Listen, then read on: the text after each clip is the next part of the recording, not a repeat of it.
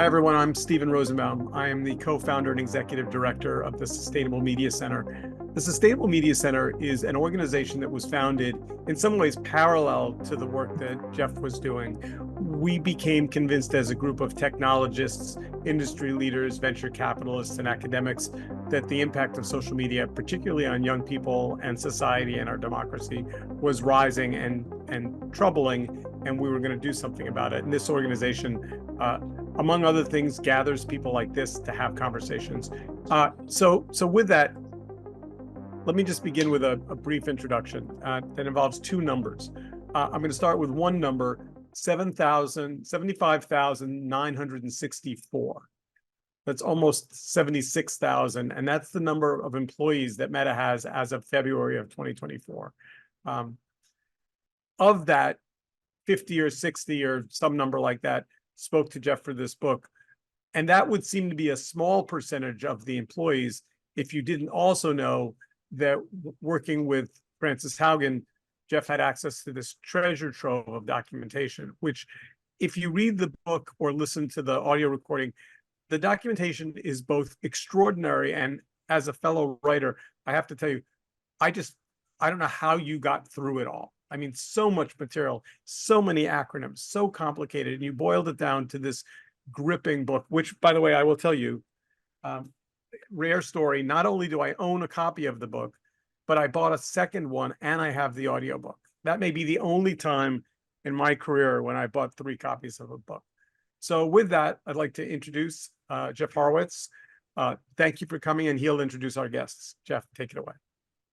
Yeah, so I got to know Jeff, Elise, and Arturo in the course of reporting. They were all, I think, in sort of their own category of the company's work, extremely important. Jeff Allen was in central data science, I believe, after working on the Pages integrity team. And he focused very heavily on just ecosystem and sort of the incentives of the platform. And so the way that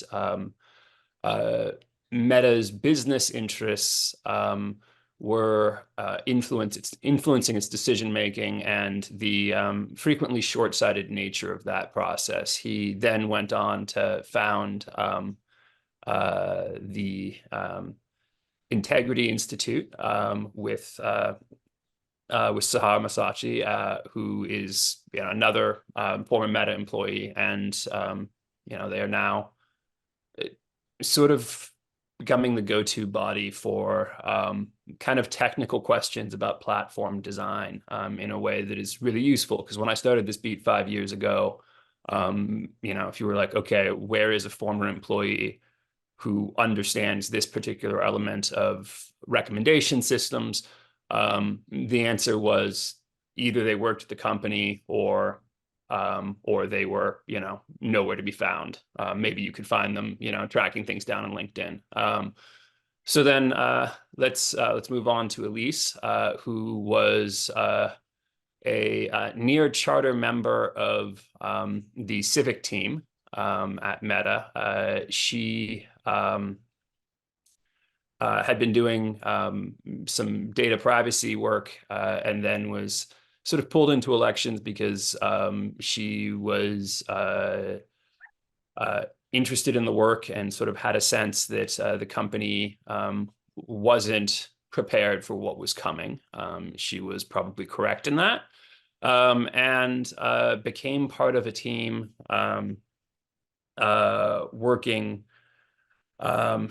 to figure out where the platform should intervene, not in just a like, okay, let's handle the moderation case by case, but like let's study large scale abuse of the platform and figure out ways to take out the entities that were most proficient at manipulating discourse online, and did that for a number of quite a few election cycles for the company. and sort of explained that side of the operation to me in a really early and formative way. And then we've got Arturo Bahar, who got in touch with me shortly after the publication of the Facebook files, which is the Wall Street Journal reporting that sort of preceded the book. And Arturo had been working back in the day, like 2009 to 2015, on what was called the I'm sorry, it was what was the original name of the team, Arturo? Unmute. Yeah, it was protect and care, which encompassed both integrity and customer care and the compassion stuff. Yeah, so this is kind of like the operation I was studying. Arturo had basically built the proto version of it. He left in 2015 for personal reasons. And then over the next few years, as is laid out in the book and in some Wall Street Journal reporting and in Arturo's congressional testimony to come, started asking his old contacts of the company why the experience of his daughter, who was 15, 16 at that time period, was just so god awful on the platform. And like something was clearly broken. So he got brought back in as a consultant to study this, did 2 years of work, presented the findings to Meta's leadership. The arguments were pretty coherent and detailed, and they were ignored for the large part. And so Arturo was, I think, really important in sort of going into what the company understood about its effects on teenagers and on the experience of users and how much that had been forgotten. So that's kind of the sort of 3 portions of the book that I think my sources and esteemed sources have sort of represent here, and I think all of them were, with the exception of Arturo, who arrived late. Arturo, you should have started talking earlier. Were really, really formative in just like the first steps of me trying to understand exactly what levers the company had and the way it was changing people's behavior. I guess maybe the question for people who've not yet read the book is, and this is, I think, what I came to both in talking to Arturo and in reading the book, from the outsider's perspective, it's easy to say, look, Facebook got really big really fast, and they got overwhelmed by some things, but they're doing the best they can. And maybe it's just that they can't build the tech fast enough. And I think, Arturo, over coffee, I asked you a question, something like that, and you essentially just pushed back immediately and say, they know exactly how to solve this problem. They just choose not to do it.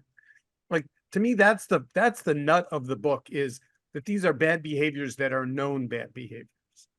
There was a point when that wasn't the case. I think you can say that circa 2017, there was a lot of introspection. Rightly or wrongly, arguably it should not have been that the election of Donald Trump that sort of focused the company as much, and this includes senior leadership, as much on the potential downsides of its service as other things, but that is the way it happened. It wasn't just, oh, the wrong guy got elected, it was that they just didn't even think it was compatible with the sort of very Pollyanna-ish view of the way that social media was going to play out, right? This was just all going to be for the best. And I mean, Elise, you can, perhaps let's start out with this one. You can speak to sort of the early Civic team. Civic was previously an organization that really was like, okay, how do we make Facebook even better for democracy? Was the only question that was being asked. And then Elise, like, tell me when you were brought on, obviously that was shifting. Absolutely, Jeff, and thank you, Steve, so much for having me and having all of us here, and Jeff for writing this book. I'm a little nervous to speak here. I think there's always these stories about, don't talk to reporters, it's bad for your career. So here's going. Let's hope I can get employed in tech again. Was kind of the joke I told my friends after speaking to you. I joined Facebook in the beginning of 2017, and I tried to join the civic team immediately. That was not an option because the civic team didn't have headcount for PMs. They were at the time trying to just, I think it was a really small, scrappy team. Samid might have been the only product leader. They wanted folks to work on basically increasing civic engagement by politicians. That was the charter. It was paired very closely with Katie Harbath's organization, which among other things guided politicians into how to buy Facebook ads and run the campaigns that were then instrumental in the that had been instrumental in the 2016 election. This is where James Barnes came from the sales side of that team. And so I tried to join the civic team every time I, came to a PSC, and I was like, hey, I've won enough brownie points with this organization to maybe qualify for a job with you now, Savid, what do you think? And he was like, well, let's see when I have headcount. So I finally joined in 2018 in I think August, right around when they were gearing up for the 2018 midterm elections, and they were trying to build up a war room, and that's when he had political capital to put together a big team. But at that point, our experience, I'll just pause here so you can press if you want to hear more about this, but our experience was, we had a month and a half before that election, which is really no time to build technology. So the question of do we have resources, do we not have resources? It's in a global sense, there were resources. The immediate day-to-day experience was often that there were not enough resources, because by the time you were hired to be one of those resources, you had a 6-week sprint or something like that to try to put something together. One follow-up there. I think the 2018 midterms it was sort of the first time the company actually tried to intervene, against large scale actors. Could you, I believe, is it the Natural Health Ranger? Could you briefly explain the takedown process and sort of how that went? This is sort of the question of basically a guy had managed to, by combining partisan politics and some extremely weird health-related stuff, get a massive distribution. A lot of it was through cheating. And so, because one of the trick was basically you establish hundreds of pages on Facebook, and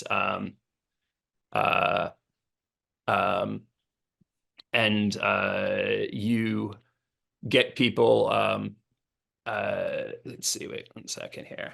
You get people,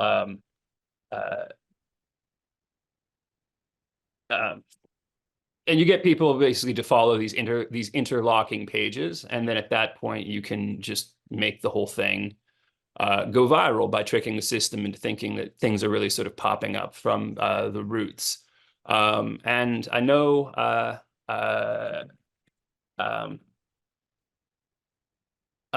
that this was something that was sort of the first time the company had ever done. It was actually trying to figure out how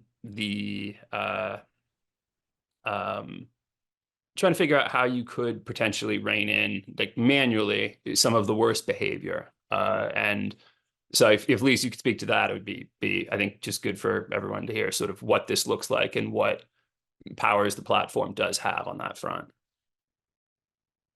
Yeah, I think this was almost 4 years ago. I don't think I remember that specific case, but I can speak to the general takedowns we did, that I participated in, which I will say before I was hired onto the team was already trying to do takedowns, both the civic team and the site integrity also spam team, which I believe spun out of part of Protect and Care. This is all in the lineage that Arturo is talking to. I mean, these teams change names a lot, but the people are basically the same. It's a reorg, rebranding, and sometimes it's the same name and it's a whole bunch of different people. Sometimes it's totally 5 different names, but it's the same people who on the IC level who are powering the work.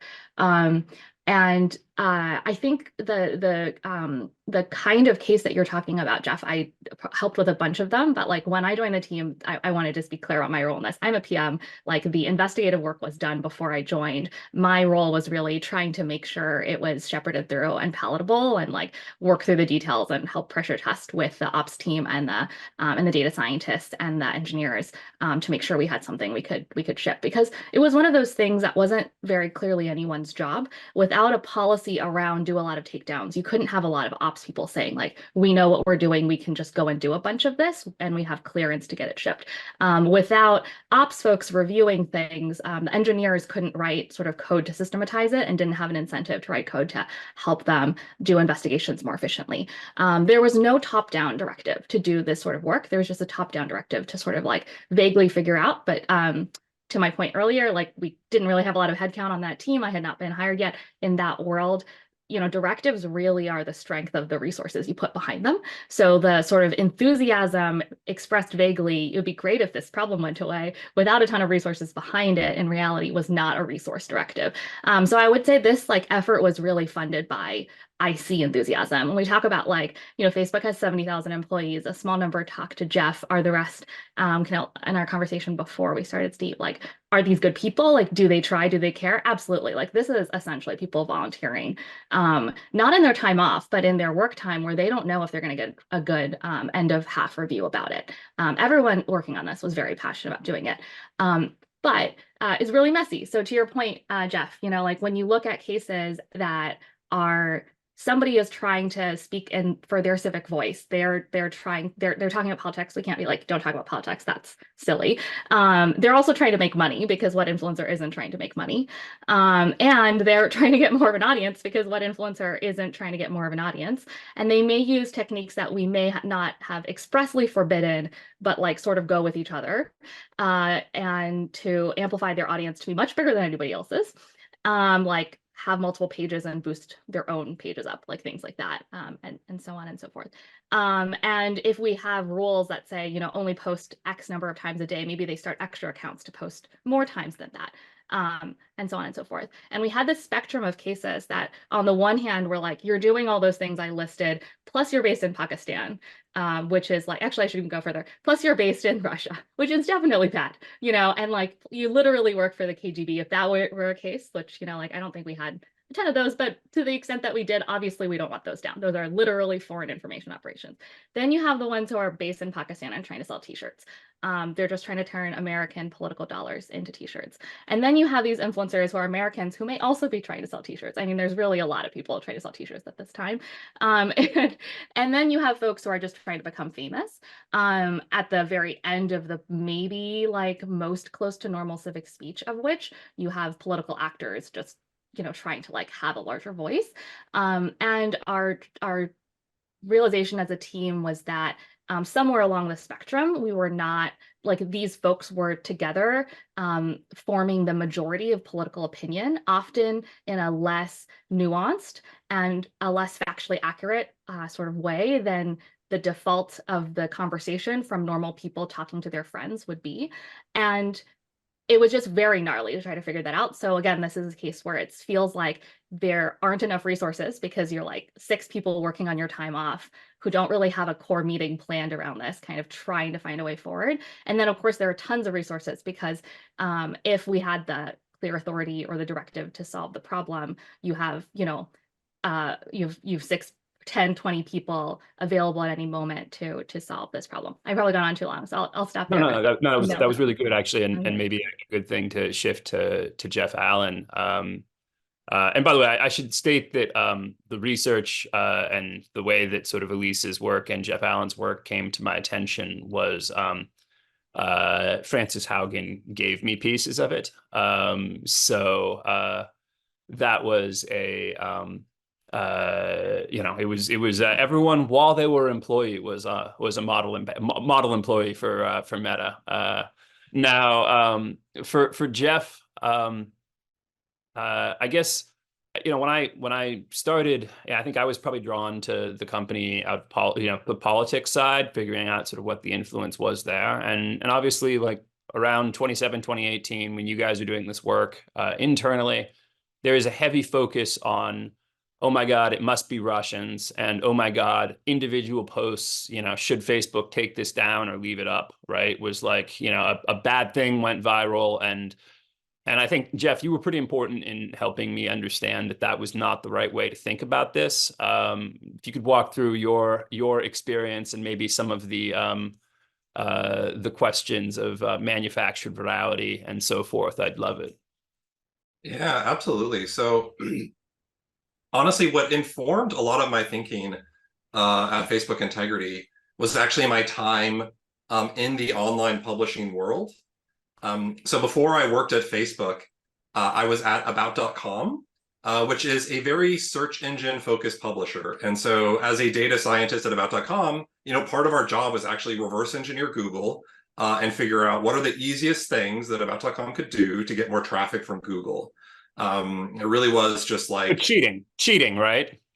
I mean, it's not cheating. We're just saying, like, can we get a view of the rule book that maybe no one else has, and can we use our view of that rule book to maybe make some strategic decisions or not? I mean, I think the scummiest thing we ever did, which I'm still a little bit proud of to this day, was we wanted to know how many words you have to change in an article in order for Google search to have considered your article to be updated.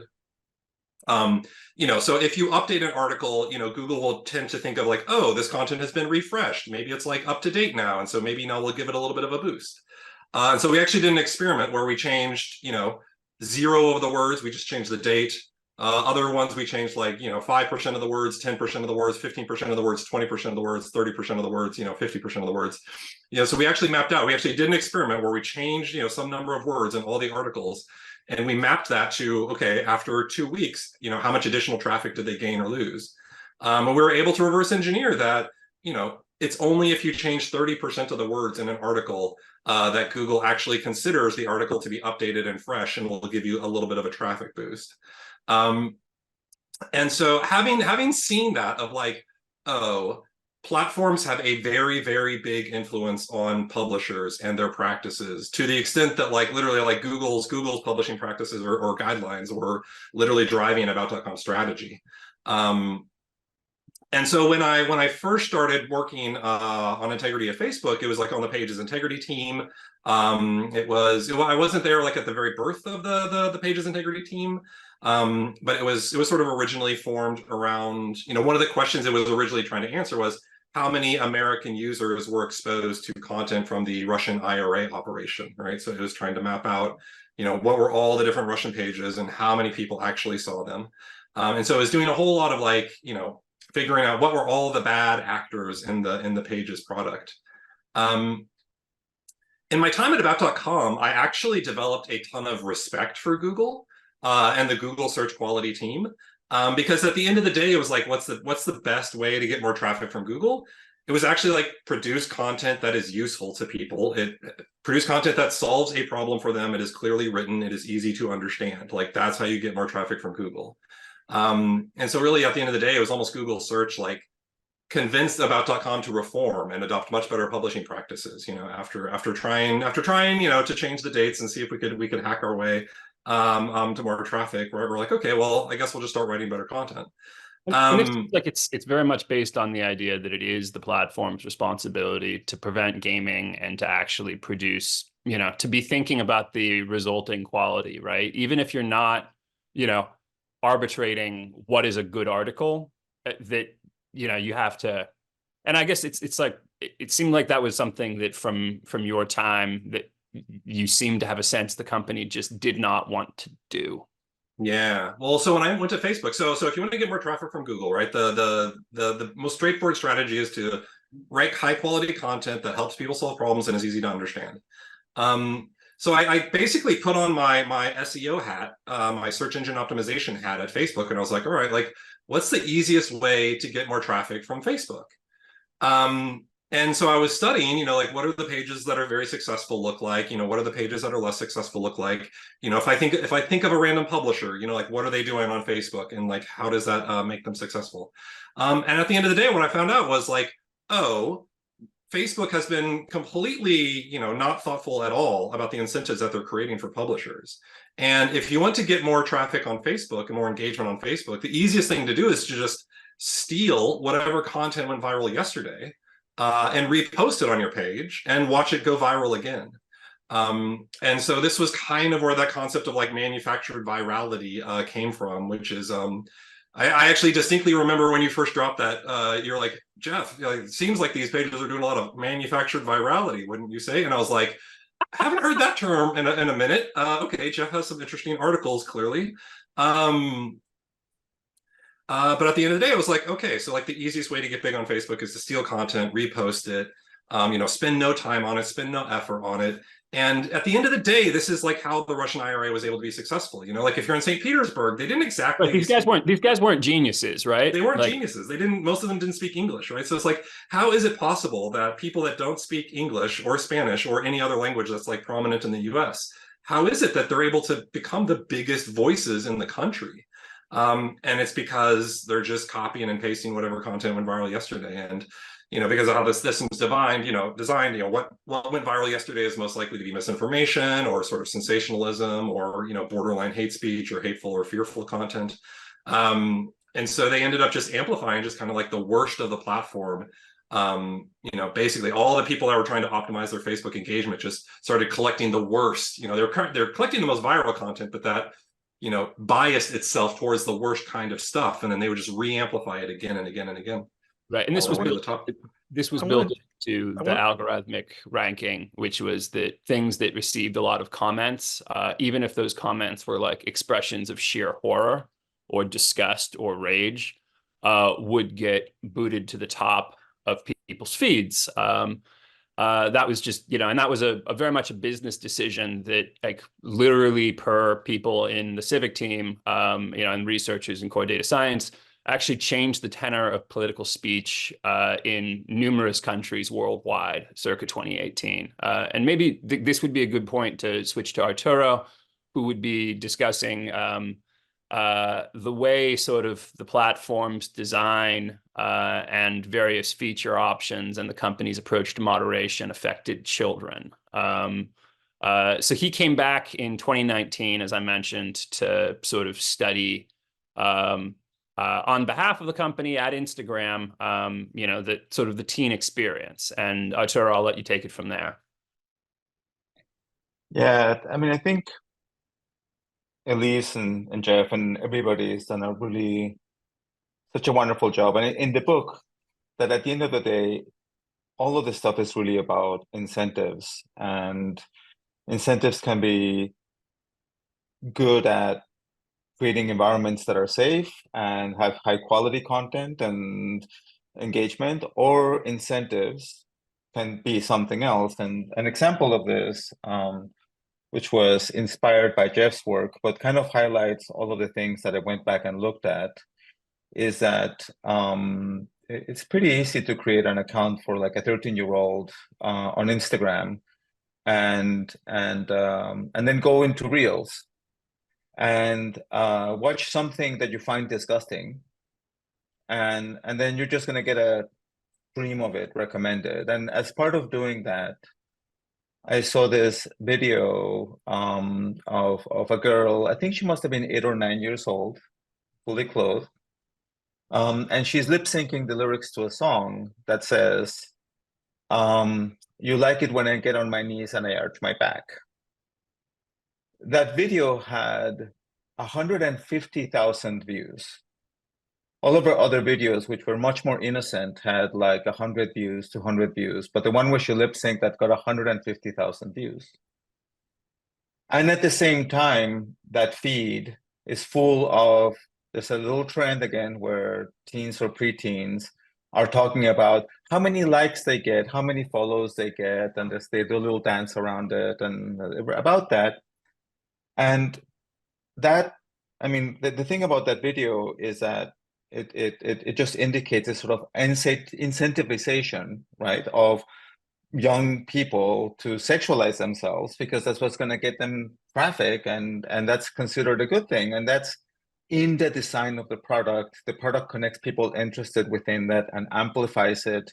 If you engage with it, you get recommended more of it, and it grows, right? And the challenge here is that the company, right? When we hear things like what Elise was saying about the lack of mandate, or Jeff was talking about these things, right? They have the technology to pursue things very aggressively. Like in general, spam as in sort of traditional spam, right? You have people that have very deep pockets, very sophisticated automation. They're all of the time trying to figure out where are the defense systems for Facebook and Instagram. And yet you don't see, I mean, you do see it sometimes, but it's not relative to the amount of investment going at it. But at the same time, if the content kind of falls into category which is not spam, then it gets amplified. And what you have, and what I think is really amazing about Jeff's book, is that it's chapter after chapter after chapter of a person going, wait, there's something really awful here. I have an idea that's going to make this better. I'm going to try and institute that idea somehow. That idea got either denied or cropped to the point where it's ineffective to the larger purpose of the idea, until it got discontinued over and over by leadership, right? And so when I was there, I did a study of like, well, what are teenagers experiencing? And I mean, I keep saying, I think I'm going to become a single issue candidate, right? Unwanted advances, 1 in 8 kids. Last 7 days, 6 months ago, all the data became public. Still no way for a teenage girl to say they got an unwanted advance, no commitment to public metrics, and about it, no commitment to make that any better. And when you look at things like extortion, when you look at things like the worst of the harms that we think about, child pornography, all these other things, there's a funnel there that if you have an environment where creating sexualized content with minors is not only acceptable but rewarded, you create an environment where the norm is the first message you send to a girl is, do you want to sleep with me, want to have sex, want to send me nudes or whatever, and that's normalized. You end up at a place where, you know, a kid's going to get that request. It's not going to be that weird. They're going to get sent some nudes, and then they're going to be like, oh, I got you now, I'm going to sextort you, and then they're going to commit suicide, which is happening all too frequently today because they're not tending to the community. And I think ultimately, if Mark wanted to get up tomorrow and say, you know, we're just not going to deal with trading content that sexualizes minors, then there would be resources that follow that, and then you do the work, and there will be issues with the work. There's always challenges in doing that, but it wouldn't be the things that we hear so many times over of saying, yeah, you know, we have a couple of passionate engineers, had some really great ideas, had to go around socializing them. And I know from a lifetime of working in integrity and care on these issues that you're as good as the support that you have from executive leadership. Like if the executive leadership has your back, man, you can make so many things happen. And I think all of the what all three of my fellow guests and sources have touched on is like, look, there are, you know, there would be attempts to influence elections. There would be you know, attempts to get cheap distribution. You know, there would be attempts to do awful stuff involving children on the internet regardless, right? These are not new problems. The thing that Meta brought along to the table, and then sort of almost refused to acknowledge that it had brought in, was the recommendation element of it. Was like directly making choices that maximized certain metrics. And then it changed over time, which ones. Like it began with likes, and then it turned into time spent, and then it turned into engagement of like the comments and emojis and reshare variety. Basically, whatever was most useful for the business turned out to be the behavior that got incentivized by the platform. And there wasn't really a desire to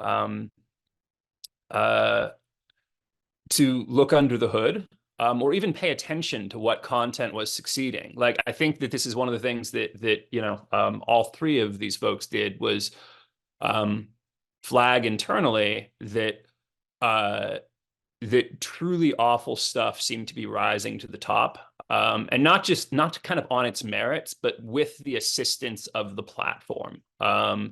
They had, whether that was going to be algorithms in the case of, say the manufactured virality, or some of the stuff that Elise was talking about, or whether that was going to be because they basically created a system in which adults could just spam children with inappropriate messages and face little or no consequence, right? These are, it's one of them's algorithms, one of them's just design and oversight, but in the end, it's the same thing. And I think this is kind of where the company really does set itself apart from it's not like my industry does a great job of everything all the time.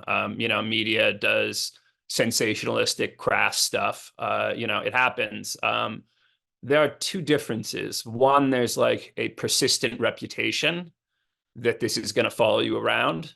And the second one is that there's a human in the loop. And both of those things kind of put a floor on behavior, which is like the Wall Street Journal can't maximize traffic today by running crazy, obscene stuff, because we got to worry about tomorrow. And also, we can't do that because as human beings who work there, we're in the loop, and we'd have to make ourselves feel okay with that. And we can't do that. Both of those problems have been solved, shall we say, by the system Meta set up, and in which Is the distinction Section 230? Is that really, I mean, one is a publisher, one's a platform, one has protections, one doesn't? I'm going to turn that over to these three. I will just say that my only thought on Section 230 has always been that it seems real strange that a regulation that was, law regulation set up around what could and couldn't be said on a Prodigy bulletin board in terms of moderation and what moderation was required of it would be extrapolated to, and therefore you can recommend, like borderline child pornography to adults who want it without consequences, which is kind of where the current situation is. But I'll leave that to you three. Arturo, where does that fit into your set of solutions? Look, it is pretty clear right now that all of these social media services are facilitating preventable and enabling and amplifying preventable harm to minors. I believe that the government should bring whatever tools it has to bear to make this better, because they just seem to be so unwilling to even have the most reasonable of conversations about these things, right? Like during the testimony, Mark said, "Oh, we don't allow under 13-year-olds on the platform," and that's a lie. That's just a straight out lie. The policy might be that they can't be there, but there's a ton of them there. They have public accounts, and you can't report them, right? And so, in an environment where you can do that, I mean, I think that when they whip out Section 230 to deal with somebody who might be like doing like sextortion or things like that, I think that's wrong, and I don't know the regulatory framework well enough to say, well, this is the correct law to do that. But I will say that something that blanket protects them, where there's no liability for things where they're doing demonstrable harm, is something that categorically needs to be revisited. By the way, And Jeff, audience members, we're going to have Q&A in about 5 or 7 minutes. So if you have questions you want to put into the chat, we'll call them up from there. I was just going to say, Jeff, maybe you could talk about the approach in Europe as well, and sort of where other parts of the world might be taking a different approach than sort of the current stalemate on this in the US. Yeah, I mean, I definitely think the Section 230 question is a little bit tricky, right? Because, if we just get rid of it outright, it will have a huge impact on all the different platforms. But at the same time, it's very clear that like there's a spectrum of responsibility, right, that the platforms should take for when content gets distribution and gets a lot of views or not, right? So, it's a little bit different. Like if I post to something on my Instagram and the only time anyone sees it is when they type in my name and they go to my, profile page and then they see that, picture there. You know, Instagram hosted the picture, but they didn't really play much else, you know, much additional role in that being distributed. Whereas when you look at Instagram Reels or TikTok, you know, TikTok, right, where, you know, the algorithm itself has a huge impact on, you know, how many views that the videos get. Clearly, the platform bears a whole lot of responsibility for, you know, those views being accrued and building up on those videos. But yeah, so to Jeff's point, right, like you know, getting rid of Section 230 is not the only option necessarily here. And at the Integrity Institute, where I currently am, actually, last year we did a survey of our members, and we actually asked our members of all these different policies that we see around the world, tell us which ones you think will have, you know, actual positive impact and, you know, empowering the teams that are trying to, you know, build the platforms more responsibly on the inside. You know, which of these policies will help people who are fighting the good fight on the inside, and which of these policies will not help people who are fighting the good fight on the inside. And at the top of that list were transparency reports and transparency data sets, risk assessments, and audits, which are all basically just, you know, increased transparency into the scale of harms that are occurring on the platforms, the cause of the harms, and a little bit of like the nature of the harms on the platform, right? And, you know, if we had more accountability and more transparency about like how much harms and, you know, to what extent the platforms are playing a role in those harms, if that was always public, that would have a big impact on how the platforms are making decisions. And you know, in Europe, there is the Digital Services Act, which passed last year, which is sort of their big new omnibus regulation of internet platforms. And, you know, a lot of the work that the Integrity Institute has been doing is on a very particular clause that is only like 3 sentences long, and it's kind of like very large platforms shall do risk assessments.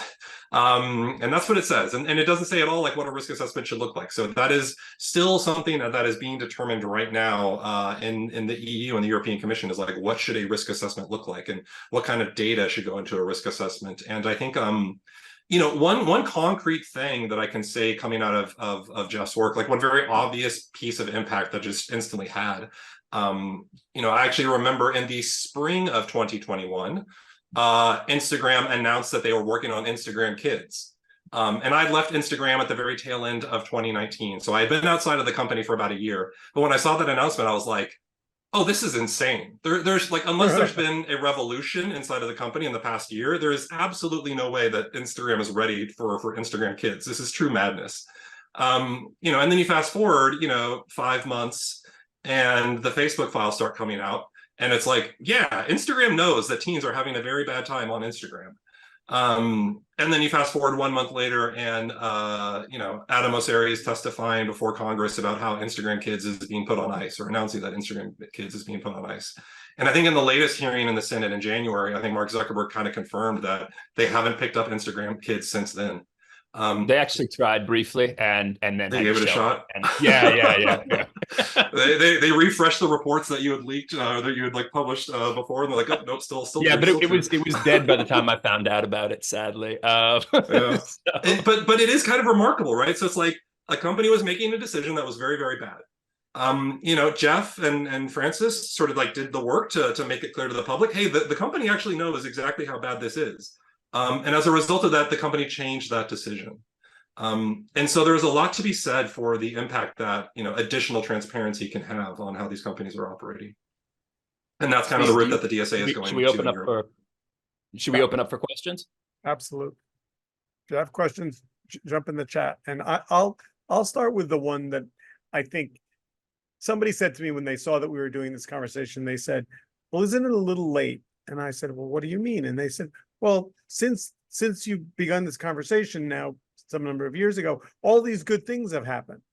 And they had a list of, there's, Jonathan Haidt's new book has just come out, and and they put in a pile, the Surgeon General's report, the Attorney General's lawsuits, and then they added in, Florida's governor, and they were like, aren't we going to solve this by essentially taking phones away from kids, or actually not letting young people on the platforms?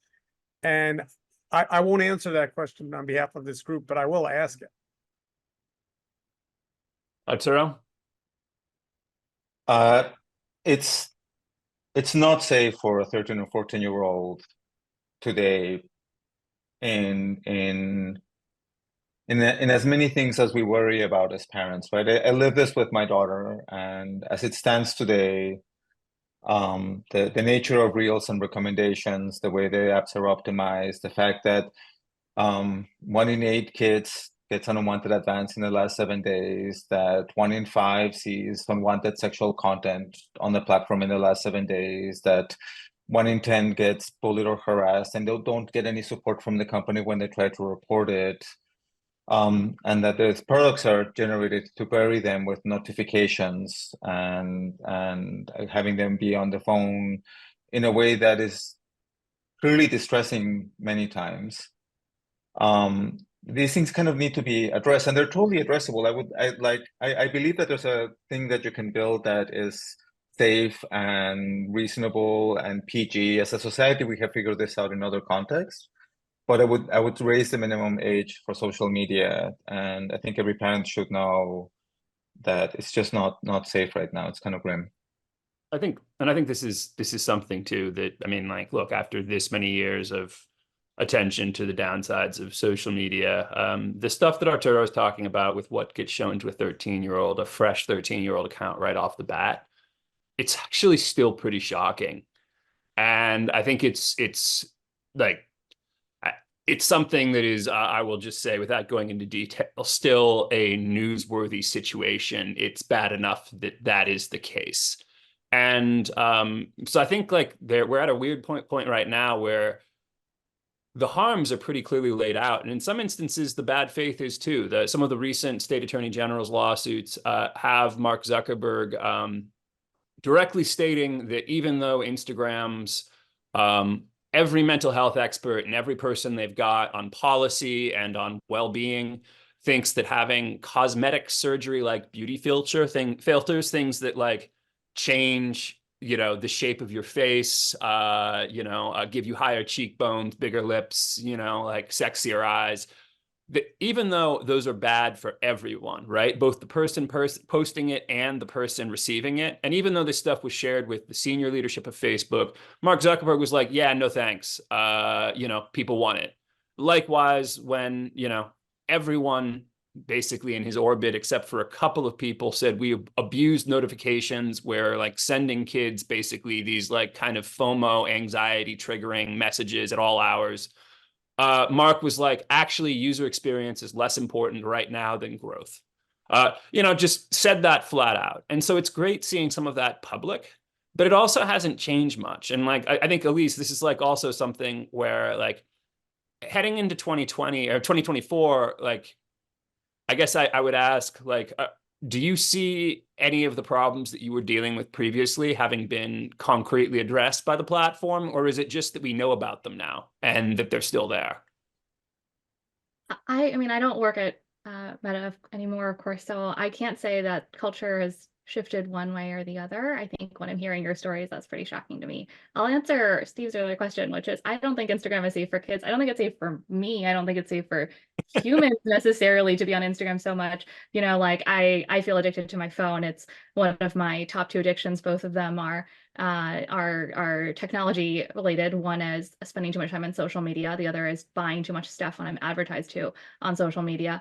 And both of them I decided to resolve by just not looking at my phone more. And that has definitely triggered how do you justify working in that side of technology when you can see it affecting even your own brain as a consumer and find it inescapable. And I think that like goes back to your point earlier, Jeff, about it is possible to design these things so they're safe for people, but it's probably not possible to design them so they're safe for people as an afterthought. Like it's probably not possible to sell cigarettes and then slap a filter on top. You just need to not be selling cigarettes like at that point. And if you're developing things to help teens connect to their friends, there are lots of design choices around the mission, help teens connect to their friends that are just not related to get more people to scroll through the product that is already Instagram and whatever it chose to evolve into, even if the people want it in the way that they have been wanting cigarettes, as long as there have been cigarettes. And I think that's kind of where I am, where I think like this is a bigger problem than just Facebook, of course, because I know why. I mean, I can really empathize with why Mark is like, we have to worry about growth, because of course, TikTok, right? Like when I started at the company formerly known as Facebook, I keep calling it Facebook because it was Facebook then, but now Meta, there really was no TikTok. It was like a karaoke app. Now that's the juggernaut. And so if we look broadly at like, this is the information ecosystem that teens are in, they're kind of each fighting, like Facebook is going to make these choices that are bad for teens because TikTok is making choices that are bad for teens. And they see themselves as competitors with each other, not as sort of public servants to create a product environment that is safe for children. And I think that is kind of the incentive that is going to make it really hard for individual actors, whether it is individual companies or the individual humans at those companies, to make the right choice on the margin again and again. Yeah, and Steve, what you were saying just in terms of like, well, aren't we making progress? I think in some ways we actually might be heading in the opposite direction in terms of rec systems and in terms of safety. The lines of work, all of these folks were out of the company and sort of doing different things.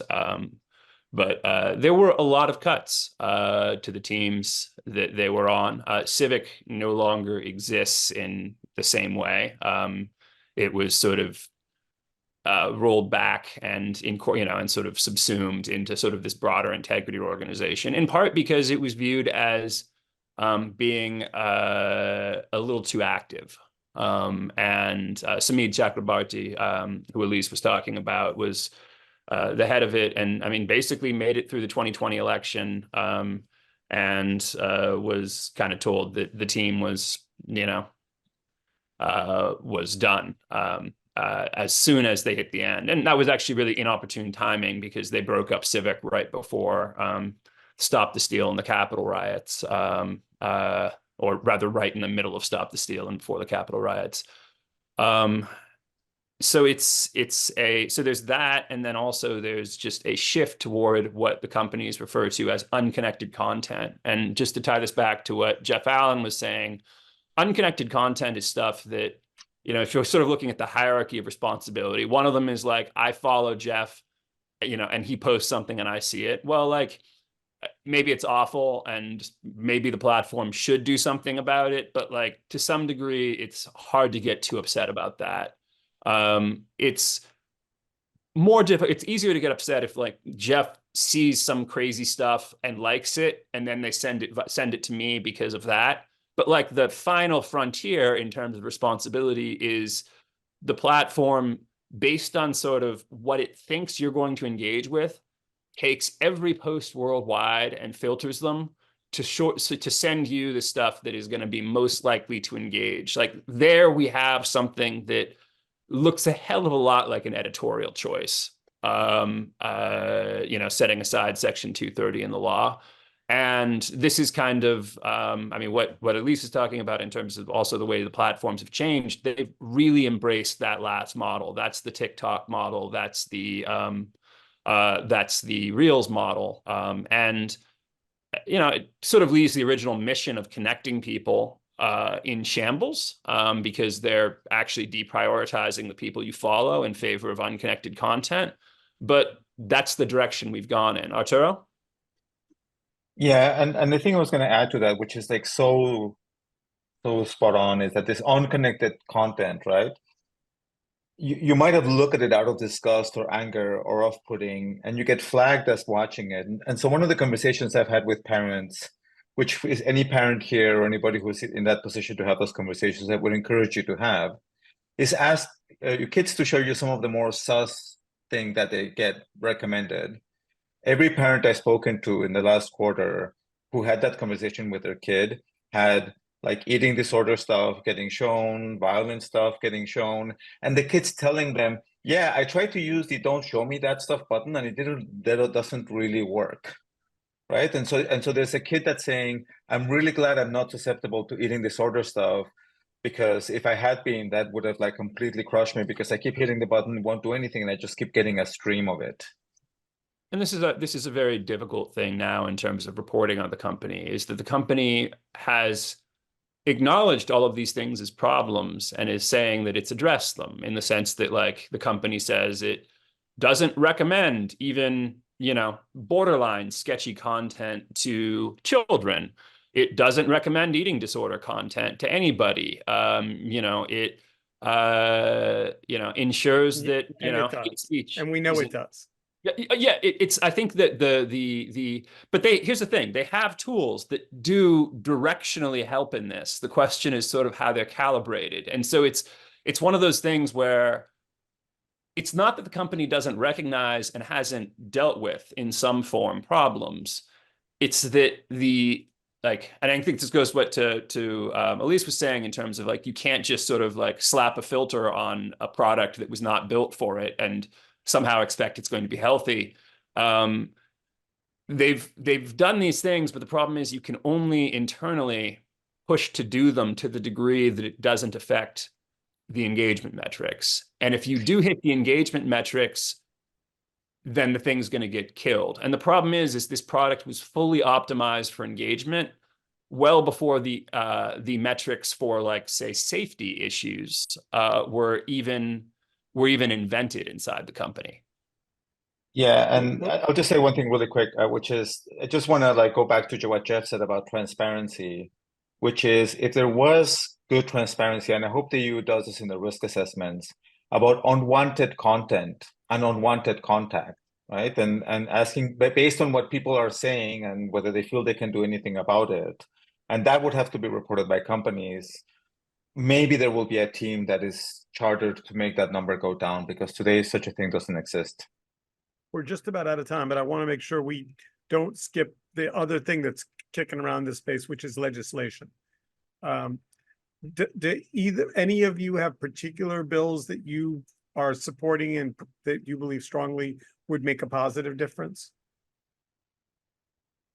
There's a lot of buzz around COSA. I'm very supportive of COSA. Again, not a legislative expert, but I think it has the correct structure to deal with all of these issues. And my time in the UK, the Digital Safety Act and duty of care and everything else there is in the process of getting implemented and figuring out what it means. So I think what has to happen in the US is we have to pass something and then begin the work of figuring out how do you implement it the same way the EU is figuring that out. Because in the absence of any regulation, things are not going to change in any way, and they're going to trend in the wrong direction, as Jeff was saying. I obviously stay away from any legislative endorsements, given that I have to cover some of this stuff. I will say that it's been a bit disheartening to see some of this stuff left to states and to what seem like either uninformed or bad faith solutions to some of these problems, in terms of things that either sort of are being pushed for child safety, but that seem much more focused on kind of a bit of perhaps culture war, questions of LGBTQ, teens, or the perennial, oh my God, they're trying to, like, they're waging a secret war against conservatives on the internet, which just internally just never held up. If anything, it was the opposite in terms of how the systems worked. But nonetheless, that canard is alive and well and behind some of the proposed laws we've seen. So it's, I would say, a little disheartening to see some of the proposals, as opposed to sort of getting into basic responsibility for recommendations and things of that nature. But I would stay away from any individual ones. We are out of time. Thank you all. It's been fascinating. Appreciate you taking the time. And we should check back in 6 months and see the direction things are going. Hopefully, we're turning the corner in a positive direction. My fingers are crossed. Thank you. Bye-bye.